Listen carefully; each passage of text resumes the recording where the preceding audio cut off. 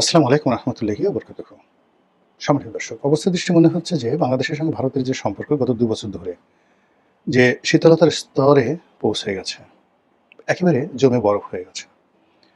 ওটি গলে অর্থাৎ বরফ গলে মোটামুটি একটা চলনসই উষ্ণতার পর্যায়ে আসবে বলে মনে হচ্ছে না। ভারত বাংলাদেশকে কিভাবে দেখছে, এটি নিয়ে গত ২ বছরে নানা রকম প্রোপাগান্ডা চলছে। আপনি ভারত নামক যে রাষ্ট্রটি, সেই রাষ্ট্রটির যে চতুর্থ স্তম্ভ সেটি হলো সে দেশের মিডিয়া। গত ২ বছর ধরে ভারতের যে মিডিয়া, সেই মিডিয়াগুলো বাংলাদেশকে যেভাবে তুচ্ছ করেছে, তাচ্ছিল্য করেছে এবং বাংলাদেশ যেকোনো মুহূর্তে তারা দখল করে নেবে।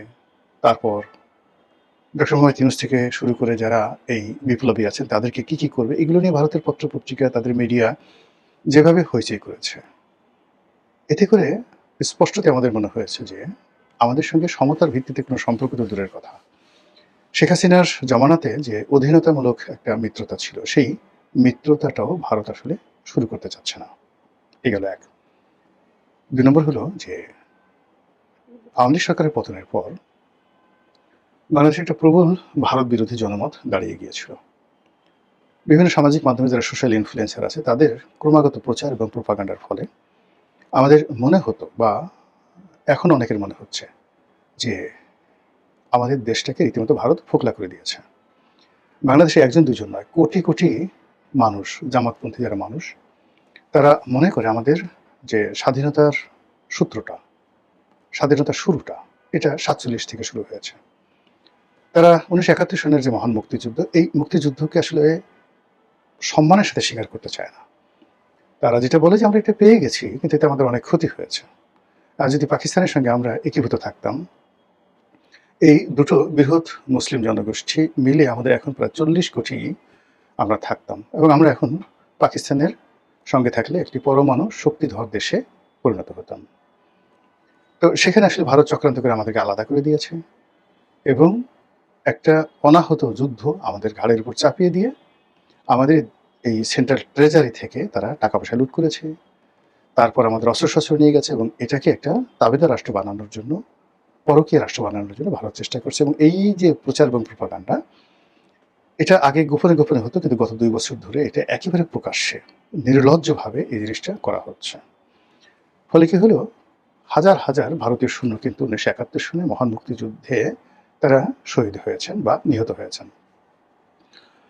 আমাদের মুক্তিযোদ্ধাদের যে বিরাট অবদান, ২ লক্ষ মা বোনের ইজ্জত, ৩০ লক্ষ মানুষের আত্মাহুতি এবং ৯ মাসের সশস্ত্র সংগ্রাম, এর সাথে যারা জড়িত তাদের সবারই অন্তরাত্মা কাঁপছে, ক্ষোভে বিক্ষুব্ধ হয়ে পড়ছে গত ২ বছর ধরে। এবং এর ফলে কি হলো, এই গত ২ বছরে যেভাবে ভারত বিরোধী একটা ন্যারেটিভ এক পক্ষ তৈরি করার চেষ্টা করছিল, ঠিক একইভাবে আবার জনমত, একটা বিরাট জনমত ভারতের পক্ষে চলে গেছে।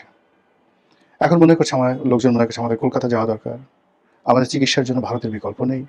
ভারতের সাথে ব্যবসা-বাণিজ্য করতে হবে। ভারতের সাথে শত্রুতা করে আমরা থাকতে পারব না।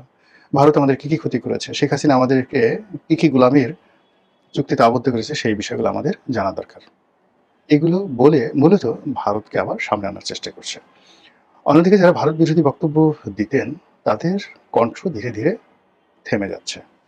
এর কারণ হলো, ইউনূস জমানাতে শেষের দিকে আমেরিকার সঙ্গে যে চুক্তিটি হয়েছে, এটি একটি নির্লজ্জ চুক্তি, এটি একটি দাসত্বের চুক্তি, এটি একটি গোলামের চুক্তি। এটা এখন পাবলিকের মনে রীতিমতো সিমেন্টেড হয়ে গেছে।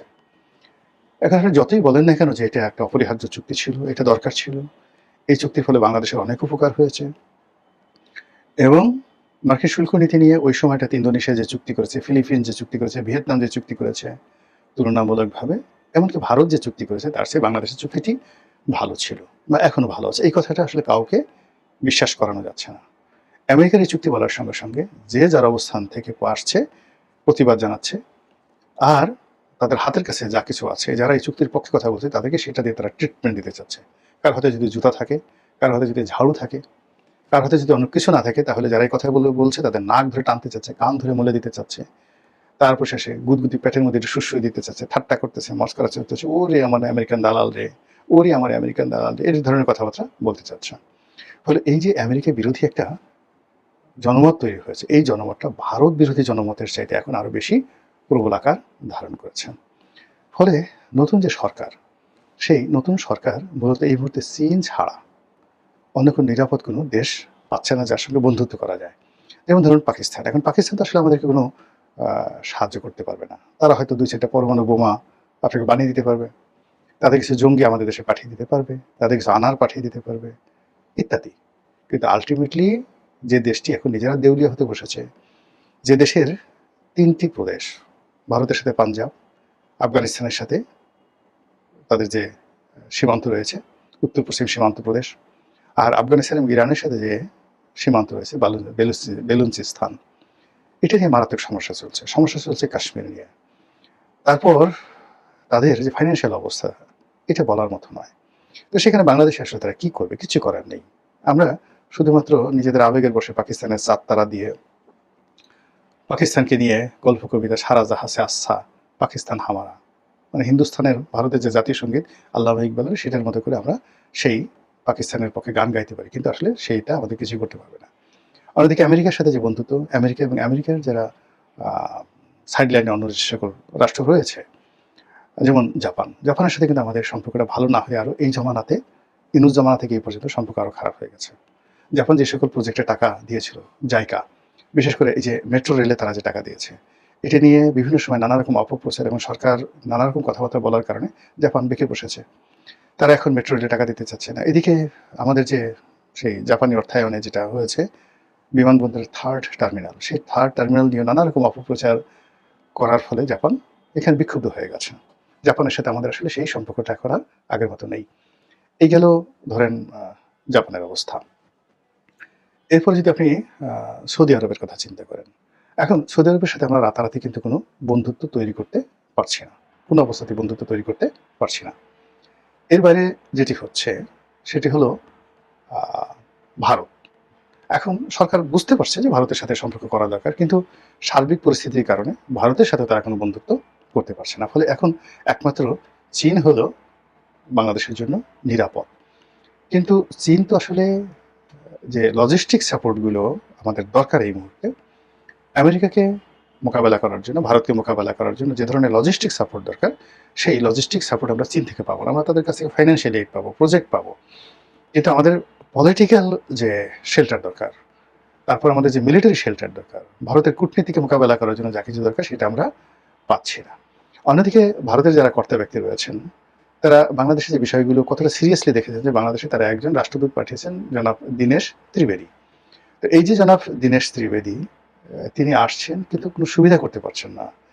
একজন ভারতের পূর্ণ মন্ত্রীর পদমর্যাদা সম্পন্ন সিনিয়র একজন ডিপ্লোম্যাট, ওনার কথাবার্তা হাঁটাচলা দেখলে আপনি বুঝতে পারবেন তার আভিজাত্যটা কোন পর্যায়ে। ওই পর্যায়ের কোনো রাষ্ট্রদূত বাংলাদেশে কোনো দেশ থেকে কখনো আসেননি। আর তার মতো এরকম একজন প্রাজ্ঞ, একজন সিজেন্ড পলিটিশিয়ান আমাদের দেশেও আমি আসলে দ্বিতীয় দেখি না। অথচ এই মানুষটি বাংলাদেশে এসে উঠতে বসতে, অর্থাৎ ড্যান ডাব্লিউ মজিনা যেভাবে শেখ হাসিনার জমানাতে লাঞ্ছিত হতেন, তিনিও অলমোস্ট ঠিক সেইভাবে ওনার একেবারে প্রথম দিন থেকে তিনি লাঞ্ছিত হচ্ছেন। তিনি যেদিন বাংলাদেশে ঢুকলেন, কি একটা কথা বললেন, সেটা নিয়ে অনেক দিন ট্রল হলো বাংলাদেশে, সেই বেনাপোলে তিনি কথা বললেন। এরপর বাংলাদেশে অনেক দিন তিনি বসে থাকলেন। তারপর তিনি রাষ্ট্রপতির কাছে তার পরিচয়পত্র দিলেন। তারপরে পররাষ্ট্রমন্ত্রীর সাথে দেখা করার জন্য তাকে 1 মাস বসে থাকতে হলো। এরপর পররাষ্ট্র উপদেষ্টার সাথে তিনি যখন দেখা করতে গেলেন, তাকে যেভাবে বসানো হলো, তার অপোজিটে যেভাবে প্রতিমন্ত্রীর পদমর্যাদার পররাষ্ট্রমন্ত্রী মানে উপদেষ্টা যেভাবে বসলেন, আর পূর্ণমন্ত্রীর মর্যাদায় দীনেশ ত্রিবেদীর মতো একজন পিতৃসম মানুষকে যেভাবে একটা ডবল সোফাতে বসিয়ে তাকে একেবারে কাছুমাছু করতে বাধ্য করা হলো, ইটস এ ব্যাড সিগন্যাল। অর্থাৎ ভারতের সঙ্গে বাংলাদেশ নতুন কোনো সম্পর্কে এই মুহূর্তে জড়াচ্ছে না। এদিকে জনাব নরেন্দ্র মোদী প্রথমে তারেক রহমান সাহেব তার পরিবারকে কংগ্রাচুলেট জানাচ্ছিলেন, তাকে ভারত ভ্রমণে আমন্ত্রণ জানিয়েছিলেন, কিন্তু পরবর্তীতে কী কারণে হলো, সেখানে টানাপোড়েন তৈরি হলো। আবার এখন জনাব তারেক রহমান সাহেবকে সেখানে একটি সম্মেলনে অংশগ্রহণ করার জন্য তিনি দাওয়াত দিয়েছেন। তিনি আদৌ যাবেন কিনা, অর্থাৎ তারেক রহমান সাহেব আদৌ যাবেন কিনা, এটা এখনও নিশ্চিত নয়। নানা রকম অপপ্রচার চলছে। কেউ বলছে যে তারেক রহমান সাহেবকে ভারত যে চিঠি দিয়েছে, সেখানে তিনি যে গণপ্রজাতন্ত্রী বাংলাদেশ সরকারের প্রধানমন্ত্রী, এই কথাটা উল্লেখ করেনি। বাংলাদেশকে অপমান করা হচ্ছে, তারেক রহমান সাহেবকে অপমান করা হচ্ছে, এবং তাকে যদি কৌশলে দিল্লিতে নিতে পারে, তাহলে সেখানে তার ঘাড়ের উপর শেখ হাসিনাকে চাপিয়ে দেওয়া হবে, আওয়ামী লীগকে চাপিয়ে দেওয়া হবে, অথবা তাকে এমন কূটনীতির ফাঁদে ফেলা হবে যে ওখান থেকে তিনি অপমানিত লাঞ্ছিত না হয়ে ফিরে আসতে পারবেন না। এই কারণে যারা তারেক রহমান সাহেবের শুভানুধ্যায়ী অনেকে বলছেন যে না, তার সেখানে যাওয়া ঠিক হবে না। তিনি তার চেয়ে বরং জাতিসংঘ অধিবেশনে যাবেন। সেখানে তিনি ১০ দিন থাকবেন। সেখানে আমেরিকার সাথে সম্পর্ক স্থাপন করবেন আরো ভালো করে। সেটা হলো যে বাঘের লেজ হয়ে থাকাও ভালো। বাঘের লেজ হয়ে থাকা বলে আমেরিকার সাথে সম্পর্ক থাকলে আমেরিকা যদি তারেক রহমান সাহেবকে ওন করে, বাংলাদেশকে ওন করে, তাহলে অনেক কিছু হতে পারে। তো সেই দিক থেকে আপনি যদি এখন চিন্তা করেন, তাহলে আপনি বুঝতে পারবেন যে বাংলাদেশের যে কূটনীতি, বাংলাদেশের যে পররাষ্ট্রনীতি এই মুহূর্তে অতীতের যেকোনো সময়ের চাইতে জটিল হয়ে পড়েছে। আর এই সরকার, বর্তমান সরকার গত ৬ মাস ধরে সে তার যে ডিপ্লোম্যাটিক যে একটা গোল, সেই গোলটা এখনো নির্ধারণ করতে পারেনি। হয়তো নিজেদের দুর্বলতা আছে, অথবা বৈশ্বিক পরিস্থিতি, অথবা আঞ্চলিক যে ডিফিকাল্টিস, যেকোনো কারণেই হোক না কেন, আমার কাছে মনে হচ্ছে সরকার অনেকটা দিশেহারা হয়ে পড়েছে, বিশেষ করে আন্তর্জাতিক বিষয়াদি নিয়ে। মহান আল্লাহ আমাদের সবাইকে হেদায়েত দান করুন এবং হেফাজত করুন। আসসালামু আলাইকুম ওয়া রাহমাতুল্লাহি ওয়া বারাকাতুহু।